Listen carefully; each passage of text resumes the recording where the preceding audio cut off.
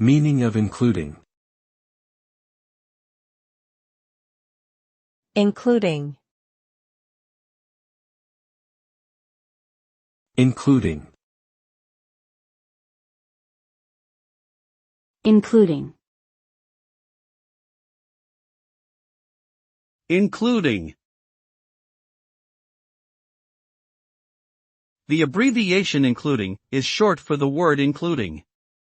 It is commonly used in written or spoken language in order to indicate that something is part of a larger group or category.